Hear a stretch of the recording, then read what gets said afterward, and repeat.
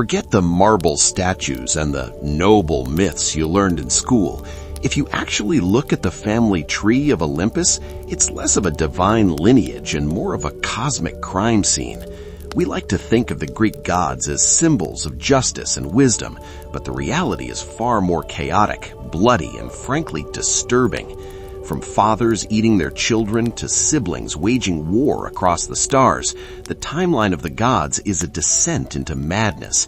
Buckle up, because we're about to strip away the Hollywood polish and look at the raw, unfiltered history of the beings who once ruled the world with an iron fist and a very questionable moral compass.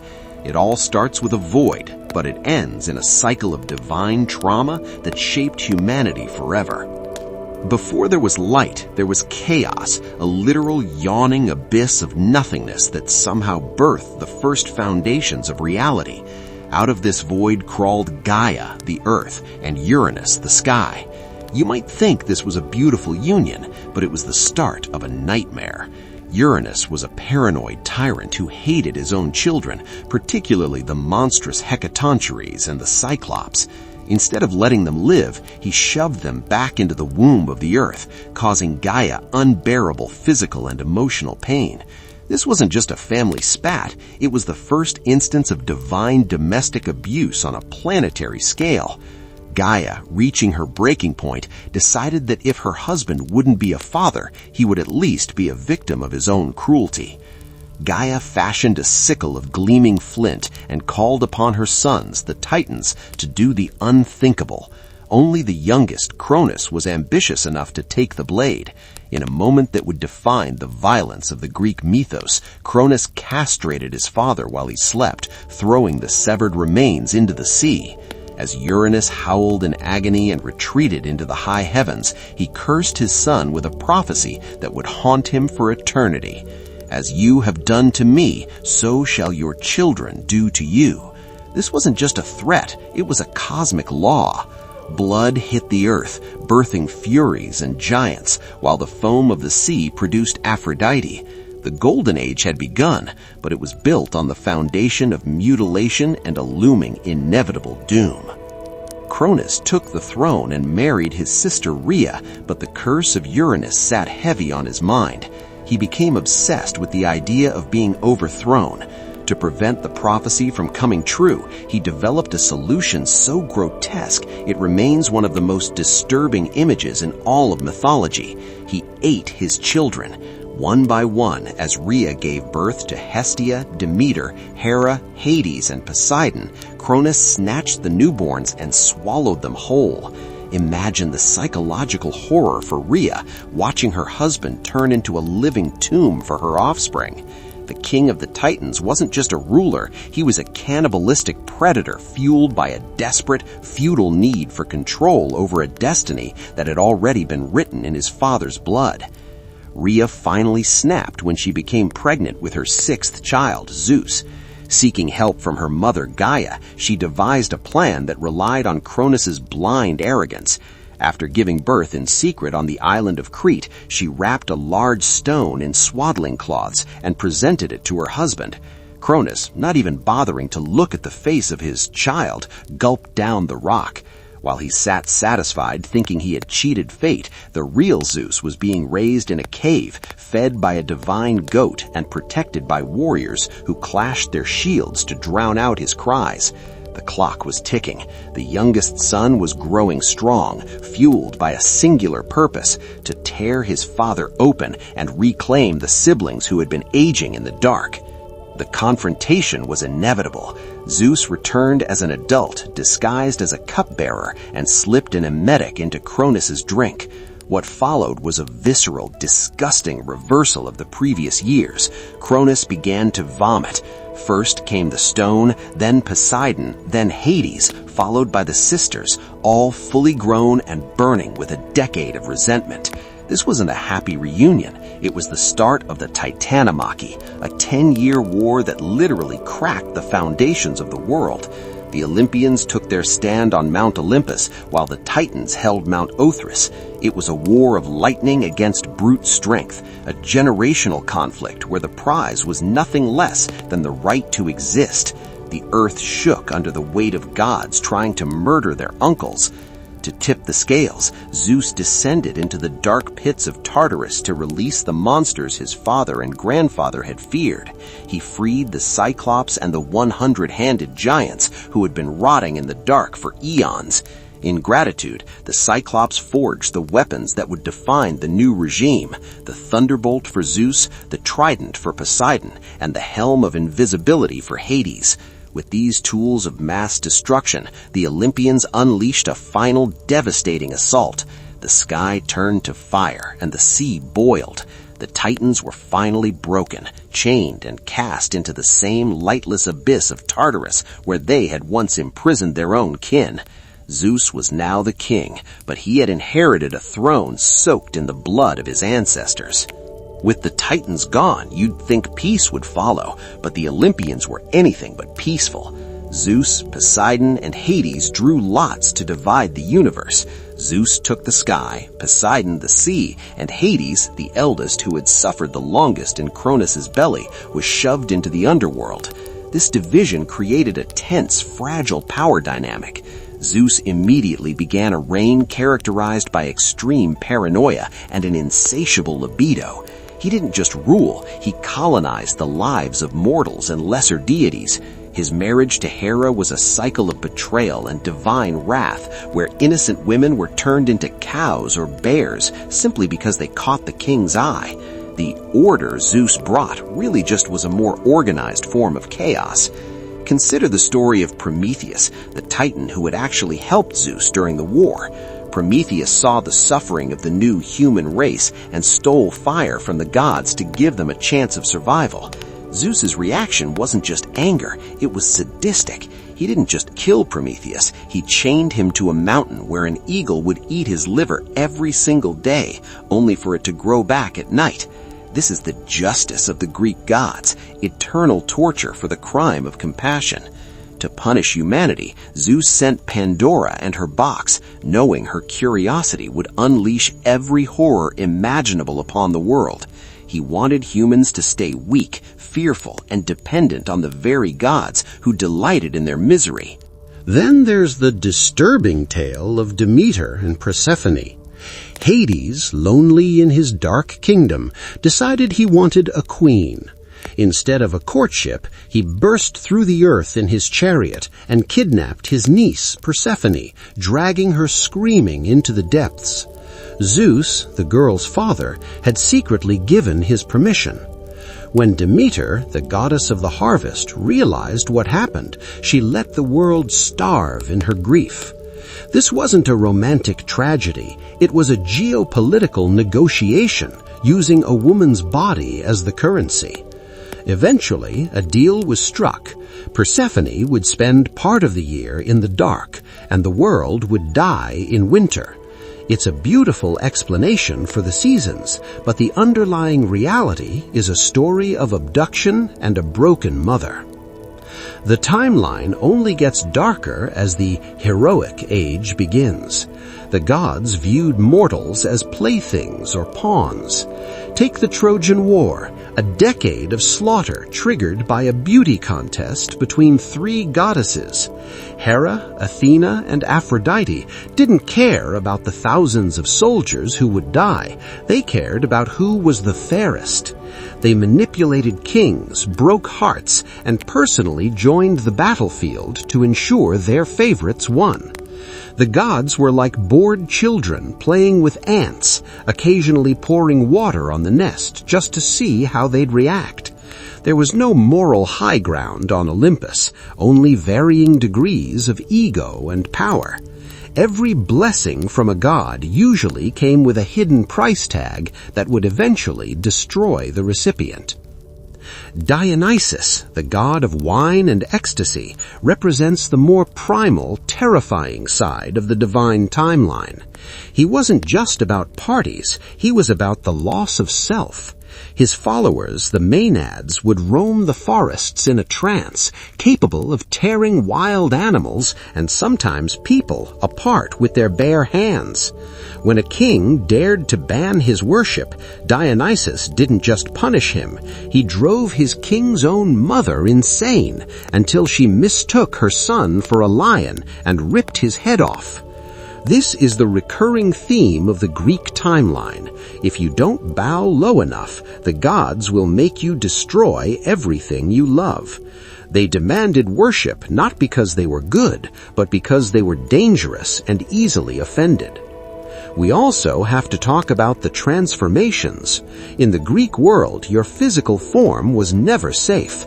If you were a beautiful woman, you might be turned into a spider like Arachne for being too good at weaving, or a monster like Medusa for being a victim in a god's temple. The gods used metamorphosis as a weapon of psychological warfare. They stripped away the humanity of their subjects, leaving them trapped in shells of animals or stone. This constant threat of change meant that living in the age of gods was a state of permanent anxiety.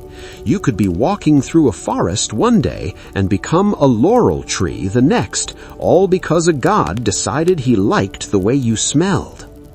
The end of the timeline is marked by a slow fading.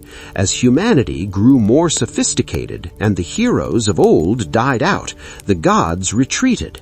They didn't leave because they became kinder. They left because the world became too small for their massive, destructive egos. But the disturbing part isn't just the history, it's the legacy. These myths weren't just stories, they were reflections of the human psyche at its most raw. We created gods who were as petty, jealous, and violent as we are, then gave them the power of the stars. The timeline of the Greek gods is a mirror held up to the darkest parts of the human soul, showing us what happens when power exists without a shred of empathy. As we look back at this chronology of chaos, from the first drop of Uranus's blood to the fall of Troy, a pattern emerges. The gods were never meant to be role models. They were personifications of the unpredictable and often cruel forces of nature. The lightning, the earthquake, the madness of love, and the finality of death. By documenting their disturbing acts, the ancient Greeks were trying to make sense of a world that felt unfair and violent. They didn't want gods who were perfect. They wanted gods who understood what it meant to burn with rage. Today, we still tell these stories because deep down, we recognize that same volatility in ourselves. The timeline of the gods isn't over. It just moved into the history books. The sheer scale of the divine dysfunction is almost hard to process.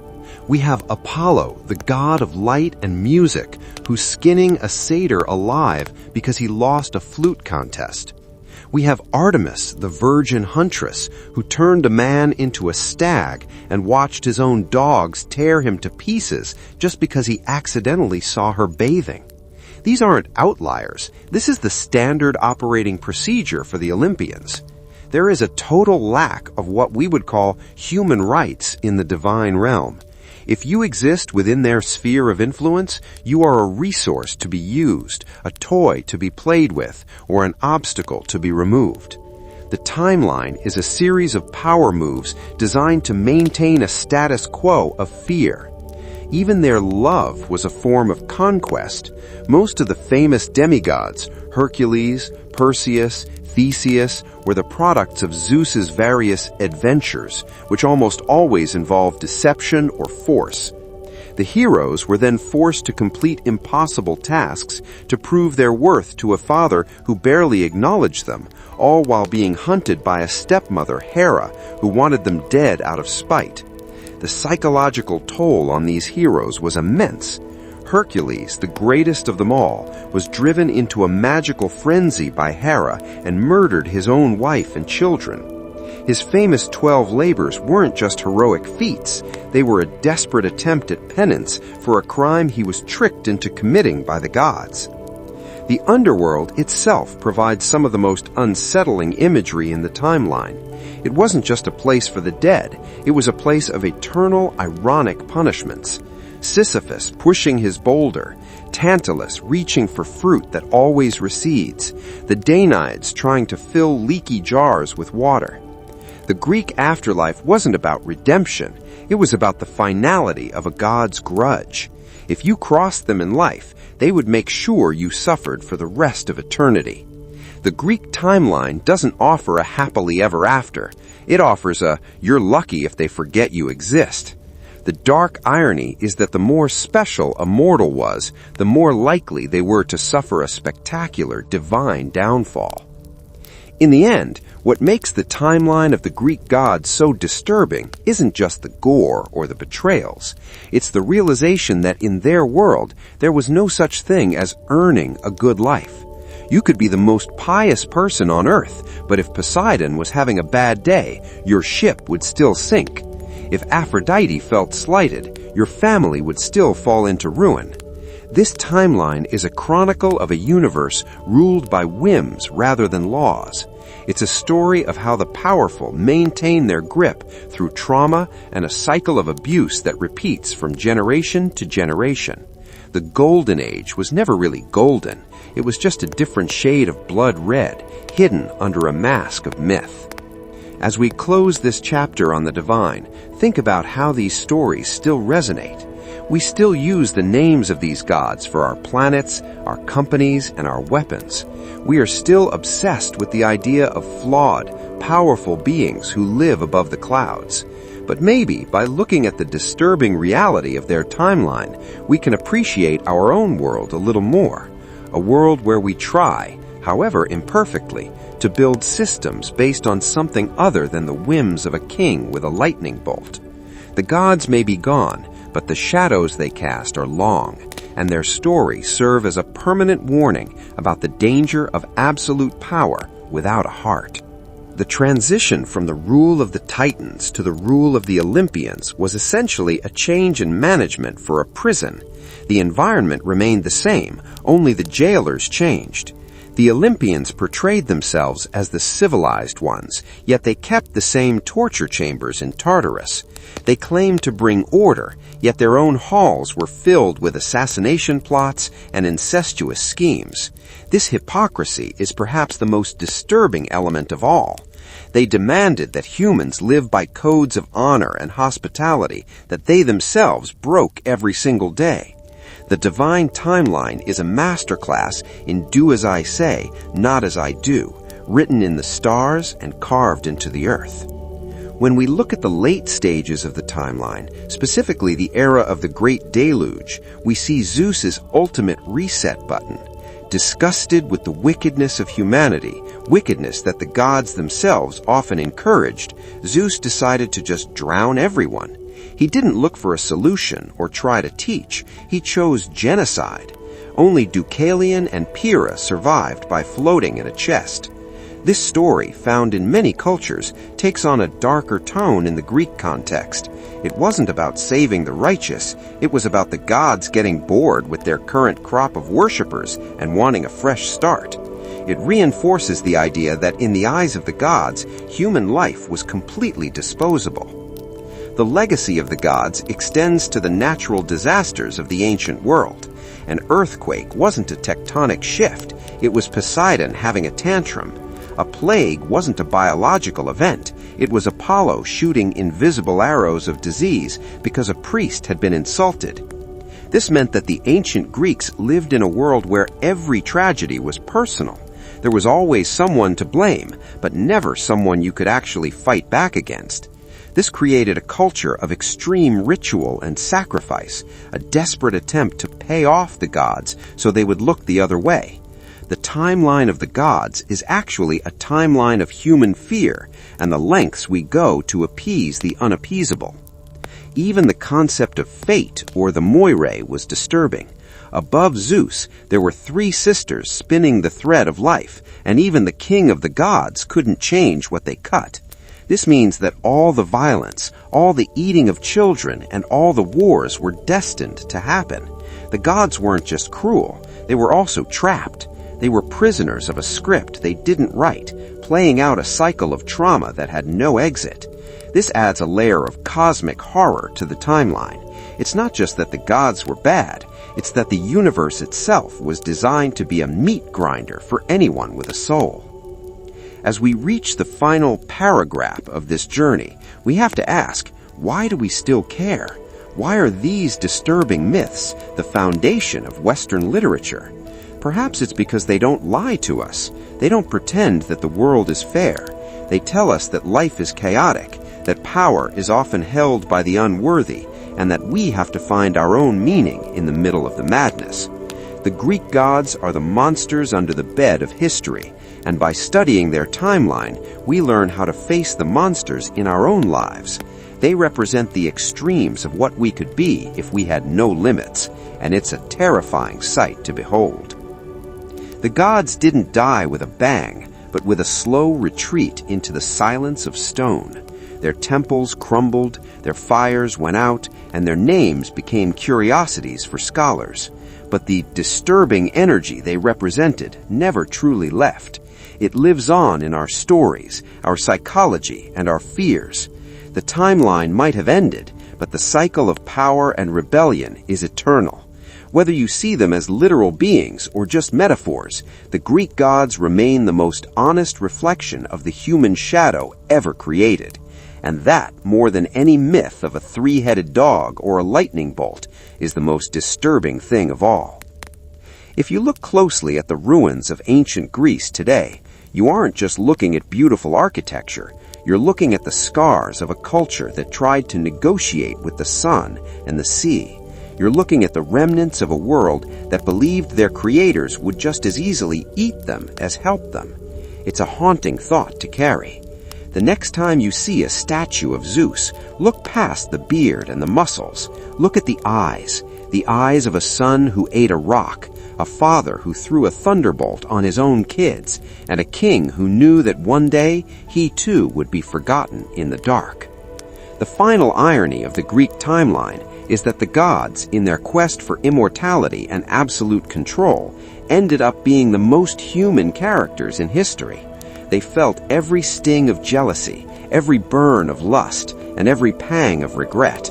They were supersized versions of our own worst impulses. Their timeline is a cautionary tale about what happens when we let our appetites rule our actions. They had all the power in the universe, and all they did with it was create a million ways to suffer. It's a heavy realization, but an important one for anyone who wants to understand the roots of our storytelling traditions. So, as we finish this deep dive into the disturbing timeline of Olympus, remember that these aren't just fairy tales. They're survival guides from a time when the world felt much bigger and much meaner than it does now. They're the echoes of a civilization trying to stay sane in a world of gods and monsters. Whether you find these stories fascinating or repelling, they are part of us. They are the ghosts in our machine, the ancient blueprints for the way we understand conflict and consequence. And they will continue to haunt us as long as we keep looking up at the stars and wondering what's looking back. If you enjoyed this descent into the darker side of Greek mythology, there's plenty more to uncover. We've only scratched the surface of the specific horrors each god committed during their long and bloody reigns. Would you like me to do a deep dive into the specific punishments of Tartarus, or perhaps the most terrifying monsters the gods ever had to face?